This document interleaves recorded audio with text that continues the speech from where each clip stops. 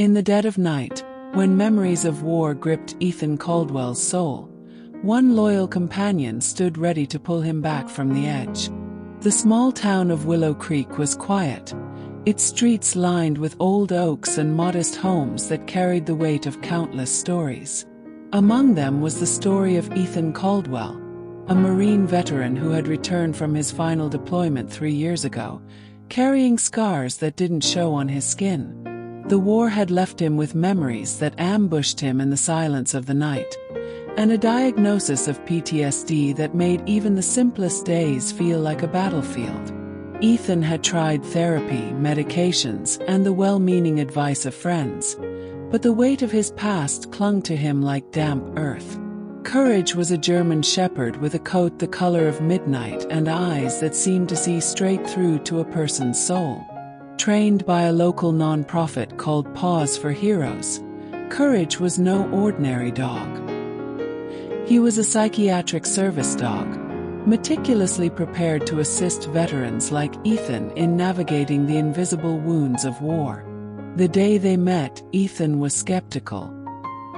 He'd never been much of a dog person, and the idea of relying on an animal to fix him felt like another well-intentioned but doomed experiment. But when Courage sat at his feet, head tilted, and let out a soft whine as if to say, "I've got you," something in Ethan stirred. Their first weeks together were a dance of adjustment. Courage was trained to sense the subtle cues of Ethan's anxiety, a quickened breath, a clenched fist, the faint tremor in his voice. When Ethan's mind began to spiral, Courage would nudge his hand, pressing his warm muzzle against Ethan's palm until the world felt less like it was closing in. At night, when nightmares dragged Ethan back to the desert, Courage would leap onto the bed, lying across Ethan's chest like a weighted blanket, his steady heartbeat grounding Ethan until the terror passed. It wasn't just the big moments, though. Courage had a way of making the small ones matter. Ethan, who had avoided crowded places like the town's weekly farmers market, found himself venturing out with Courage by his side. The dog's calm presence drew smiles from strangers, and their brief conversations about Courage's training gave Ethan a way to connect without feeling exposed. For the first time in years, he wasn't just the broken vet to himself or others. He was Ethan, the guy with the smart, loyal dog. One crisp autumn afternoon, Ethan and Courage were walking along the creek that gave the town its name. The air smelled of fallen leaves, and the water murmured softly over smooth stones. Ethan was lost in thought, replaying a therapy session where he'd finally spoken about the guilt he carried. Friends he couldn't save, choices he couldn't undo. The memories were heavy, and his chest tightened. Courage, sensing the shift, stopped walking and pressed his body against Ethan's leg, looking up with those soulful eyes.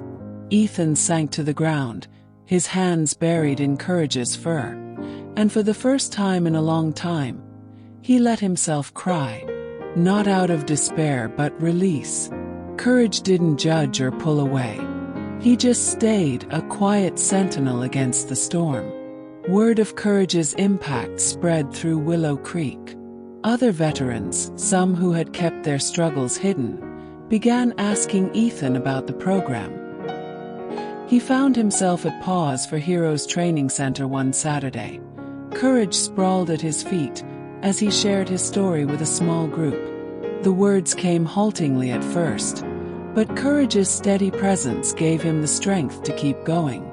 By the end, 2 veterans had signed up to be matched with service dogs of their own. Ethan felt a flicker of purpose he hadn't known since his Marine days. But Courage wasn't invincible. One winter, during a routine vet visit, the doctor found a lump on Courage's side.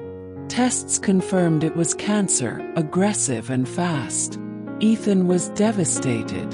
The dog who had pulled him from the darkness now faced his own battle, and Ethan felt helpless. The vet laid out options: surgery, chemo, or palliative care, but warned that Courage's time might be short. Ethan chose to focus on quality of life, determined to give Courage the best days possible. For the next few months, Ethan and Courage lived with an urgency that was both heartbreaking and beautiful.